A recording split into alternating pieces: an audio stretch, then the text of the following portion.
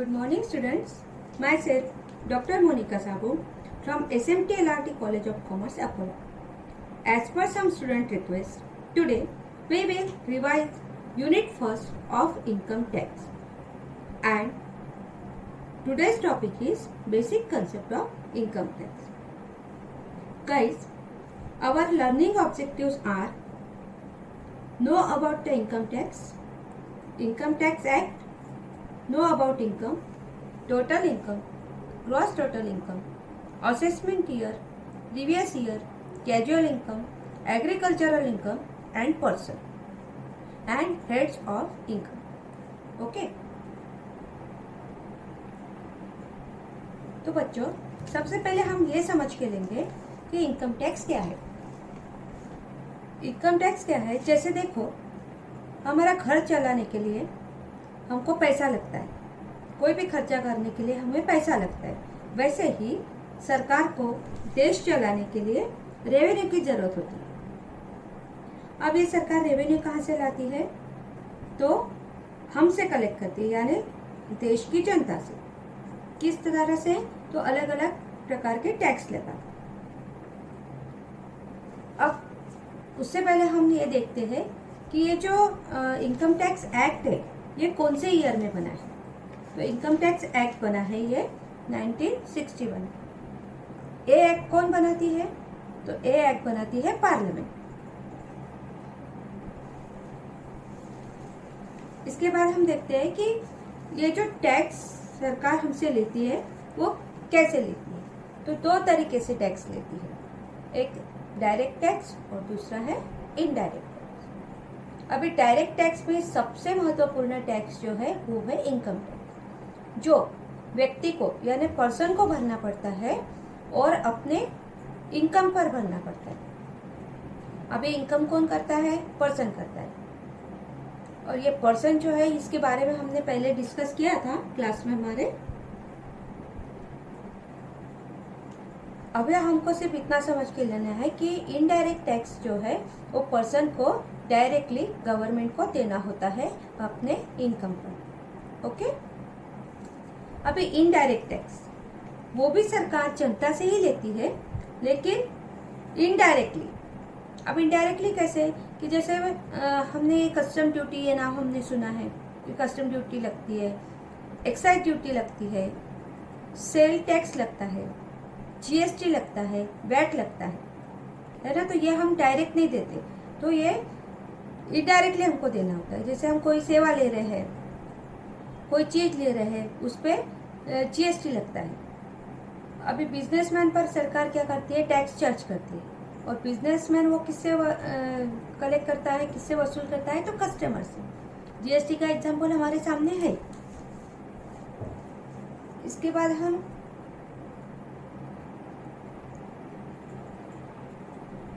देखते हैं basic concept of income tax act. Income tax is levied on the total income of the previous year of every person. To understand the basic concept, it is very important to know the various other concepts. अभी concept of income देखेंगे। अभी मेरे ख्याल में income यानी सभी को पता है। सीधी सीधी भाषा में अगर जानना है तो इनकम यानी आन दो आन, क्या? पैसा, बेनिफिट, काइंड, है ना। इनकम के हम सोर्स देख लेते हैं। प्रॉफिट एंड गेन्स, डिविडेंड, धार्मिक संस्था को प्राप्त होने वाला अंशदान, सैलरी, मजूरी, बोनस, पेंशन, ये सारे इनकम में आते हैं। इसके अलावा सैलरी के अलावा जो अलाउंसेस होते हैं, जो सुख सुविधाएं होती है, उसका जो मूल्य होता है वो इनकम में गिना जाता है। प्रॉपर्टी बेचने पर मिलने वाला पैसा, कंपनी की ओर से होने वाला लाभ अधिकारियों को, डायरेक्टर्स को, इन्वेस्टमेंट अगर है तो उस पर मिलने वाला इंटरेस्ट, लॉटरी है, कोई शर्तें हैं, स्पर्धाएं हैं, इससे मिलने वाला इनकम, ये सारी चीजें इनकम में आती है। यानी ऐसी बातें जिससे आपको पैसों के रूप में लाभ हो रहा है या काइंड के रूप में लाभ हो रहा है, उसको कहते हैं इनकम।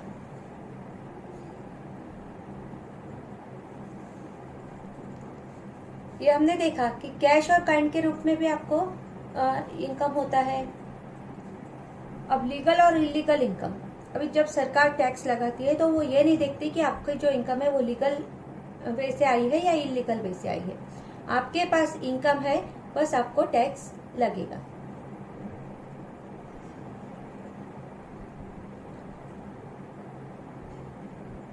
और लम्प सम और installments, income tax does not make any distinction in computing income whether it received in lump sum और इंस्टॉलमेंट। यानी कैसा भी आया हो आपके पास में इनकम, इंस्टॉलमेंट में आया हो या एक साथ अमाउंट आई हो, उस पर आपको टैक्स से लगेगा। अभी आगे हम देखते हैं टोटल इनकम। ये तो हो गया आपका इनकम। अभी हम देखेंगे टोटल इनकम। अब टोटल इनकम कैसे कंप्यूट करते हैं वो हम देखते हैं। Total income can be computed by adding up earnings from all 5 heads of income. अभी ये सबसे पहले हमको ये 5 हेड्स क्या है वो देखना जरूरी है। तो 5 हेड्स है income from salary, income from house property, profit और गेन फ्रॉम बिजनेस और प्रोफेशन, कैपिटल गेन्स जैसे शेयर्स है, प्रॉपर्टी है, सोना है, म्यूचुअल फंड है, ये बेचने पर होने वाला लाभ। और 5वां हेड है इनकम फ्रॉम अदर सोर्स। अब इनकम फ्रॉम अदर सोर्स में आता है सेविंग्स है, फिक्स डिपॉजिट्स है, इनसे जो भी आपको मिल रहा है इनकम, वो इनकम। अभी ये हो गए आपके 5 हेड्स और यही 5 हेड्स का टोटल यानी हो गया आपका क्रॉस टोटल इनकम। अभी हमको देखना था टोटल इनकम। तो क्रॉस टोटल इनकम हमने अभी देखा, ये सबका टोटल, ये 5 हेड्स का टोटल यानी क्रॉस टोटल इनकम। अभी gross total income minus exempt income minus tax deduction under section 80C to 80U, ये हो जाएगा आपका टोटल इनकम। यानी टोटल इनकम निकालने के लिए फॉर्मूला है gross total income minus exempt income minus tax deduction under section 80C to 80U। Okay, अभी ये जो टैक्स जो लगता है वो कब लगता है ये हमको देखना है। उसके लिए हम देखेंगे असेसमेंट ईयर। टैक्स जो लगता है वो साल में एक बार लगता है, पूरे साल की कमाई पर लगता है। अब ये पूरा साल यानी कैसा, तो कैलेंडर के हिसाब से हमें पता है 1 जनवरी से 31 दिसंबर तक ये होता है कैलेंडर के हिसाब से ईयर। लेकिन इनकम टैक्स में फाइनेंशियल ईयर की बात होती है। अब फाइनेंशियल ईयर कब शुरू होता है, तो 1 अप्रैल से 31 मार्च तक।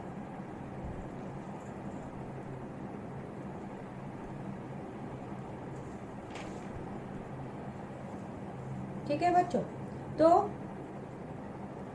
ये फाइनेंशियल ईयर में जो हम इनकम करते हैं उस पर जो टैक्स लगता है वो अगले साल लगता है। यानी जब हम टैक्स भरते हैं वो ईयर को कहते हैं असेसमेंट ईयर, और जो साल के इनकम पर हम टैक्स भरते हैं उसको कहते हैं प्रीवियस ईयर। यानी अभी जो फाइनेंशियल ईयर कौन सा चल रहा है 2021, इसमें हम जो भी अर्न करेंगे उस पर टैक्स कब लगेगा 21-22 में। यानी हमारा 21-22 हुआ हमारा असेसमेंट ईयर और प्रीवियस ईयर हुआ है हमारा 20 और 21, 2020-2021। यानी सीधा सीधा है कि टैक्स भरने का साल है असेसमेंट ईयर और जो साल के इनकम पर आप टैक्स भर रहे हैं वो साल है आपका प्रीवियस ईयर। क्लियर। नेक्स्ट देखते हैं हम कैजुअल इनकम।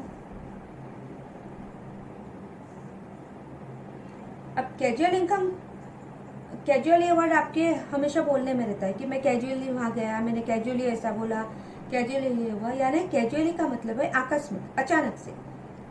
अब इनकम का हम देखते हैं कैजुअल इनकम का कि जो हमने ये 5 हेड देखे थे अभी, इसके अलावा जो भी इनकम हो रहा है वो होता है आपका कैजुअल इनकम। अब कैजुअल इनकम का कोई सोर्स नहीं होता, ये इनकम रेगुलर नहीं होता, इसकी हमें कोई आशा नहीं होती, अचानक से हमको मिल जाता है वो इनकम। जैसे सट्टा है, लॉटरी है, अचानक कोई धन हमको मिल जाता है। अगर मैं यहाँ से जा रही हूँ और जाते जाते मुझे हीरे के आधी बैग मिल गई, वो मेरा कैजुअल इनकम हो गया। अभी इस पर टैक्स लगता है या नहीं लगता, ये आपको सवाल होगा। तो इस पर टैक्स लगता है। लॉटरी वगैरह अगर आपको मिली तो 10,000 के ऊपर अगर आपको इनकम मिल रहा है तो उस पर 30% तक के टैक्स आपको लगता है।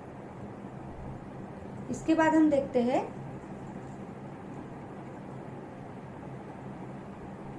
Agricultural income. अब ये एग्रीकल्चरल इनकम जो है, इस पर एग्रीकल्चर इनकम पर टैक्स नहीं लगता। ये किसने बोला है? Central government. सेंट्रल गवर्नमेंट कहती है कि एग्रीकल्चर इनकम पर टैक्स नहीं लेना चाहिए, तो उसने ये पावर किसको दे के रखा है? स्टेट गवर्नमेंट को। लेकिन स्टेट गवर्नमेंट भी एग्रीकल्चर इनकम पर टैक्स नहीं लगाती। अभी हम देखते हैं कि एग्रीकल्चर इनकम किसे कहते हैं, उसके रूल्स क्या है एग्रीकल्चर इनकम की। तो आपके पास लैंड होनी चाहिए, वो लैंड भी आपकी इंडिया में होनी चाहिए, और इंडिया में होते हुए भी वो आपकी रूरल एरिया में होनी चाहिए, अर्बन एरिया में नहीं। और इस लैंड का यूज आपका एग्रीकल्चर के लिए होना चाहिए। अभी सेक्शन 2A हम देखते हैं, रेंट और revenue derived from agriculture income. Example के थ्रू हम देखेंगे। जैसे एक बंदा है एक्स, उसकी लैंड है और उसने अपनी लैंड एग्रीकल्चर करने के लिए खुद यूज नहीं की, तो उसने बी को दे दी एग्रीकल्चर करने के लिए। अब बी से इसको कुछ ना कुछ तो लेना बनता है ना, तो रेंट पर जैसे इसने दिया ऐसा समझा जाता है। लेकिन एग्रीकल्चर में इनकम जो है वो फिक्स नहीं होता, इसलिए ये बी क्या करेगा, जिसने ये एग्रीकल्चर के लिए लैंड ली है एक्स से, वो अपनी फसल आने के बाद आधा हिस्सा उसको देगा या फिर कुछ पैसा देगा, लेकिन एग्रीकल्चर की फसल आने के बाद। तो ये जो फसल से जो रेवेन्यू मिल रहा है, ये रेवेन्यू एक्स के लिए क्या हो गया? एग्रीकल्चर इनकम हो गया। ठीक है। दूसरा है income derived from sale of agriculture product. अभी कोई बंदा यदि एग्रीकल्चर कर रहा है, कृषि कर रहा है, उससे उसको जो भी उत्पन्न हो रहा है उस पर वो पैकिंग वगैरह करके खुद यदि मार्केट में बेच रहा है, तो वो हो गया उसका एग्रीकल्चर इनकम, खुद से अगर कर रहा है। और एग्रीकल्चर में आती है फार्म हाउस से इनकम, यानी एग्रीकल्चर की जो जमीन है उस पर अगर कोई बिल्डिंग है, उस बिल्डिंग का यूज अगर सिर्फ एग्रीकल्चर के लिए हो रहा है, जैसे वहाँ पे सामान रखा जा रहा है, वहाँ पे ये वर्कर्स लोग रह रहे हैं, मजदूर लोग रह रहे हैं, तो वो हो गया फार्म हाउस के जरिए मिलने वाला इनकम, यानी वो भी आता है आपका एग्रीकल्चर इनकम। नर्सरी अगर है और वो नर्सरी से आपको जो इनकम हो रहा है, वो भी आती है आपकी एग्रीकल्चर इनकम। कुछ एग्जांपल्स देख लेते हैं हम एग्रीकल्चर इनकम की। Income from sale of seeds, ये आपका एग्रीकल्चर इनकम है। Rent received for agricultural land, अगर आप किसी को लैंड दे रहे हो एग्रीकल्चर के लिए, तो वो उसका जो रेंट है वो आपको एग्रीकल्चर इनकम में आता है। हमने एग्जांपल देखा ही है। Income from growing flowers and creepers. Profits received from a partner from a firm engaged in agricultural produce or activities. Interest on capital that a partner from a firm engaged in agricultural operations receive. ये हो गया आपके agriculture income. Non agriculture income कौन सा होगा? Income from poultry farming, income from bee heaving, any dividend that an organization pays from its agriculture income, income from the sale of spontaneously grow trees, income from dairy farming, income from salt produced after the land has floated with seawater, purchase of standing crop, royalty income from mines, income from butter and cheese making, receipts from TV serial shooting in farm house. ये हो गया आपके non agricultural income. ठीक है, next हम देखते हैं person, क्योंकि अभी तक हम देख रहे हैं कि टैक्स जो भरना होता है ये पर्सन को भरना होता है ना। अब ये पर्सन में कौन कौन आता है? Individual, Hindu undivided family, company, firm, association of person, local authority and every artificial person. इन लोगों को अपनी इनकम पर टैक्स भरना पड़ता है। नेक्स्ट पॉइंट है हमारा हेड ऑफ इनकम। तो ये भी हमने पहले देखे हैं इनकम के head. As per income tax section 14 classifies income under 5 heads. Income salaries, income from house property, profits and gains of business और profession, capital gains, income from other sources.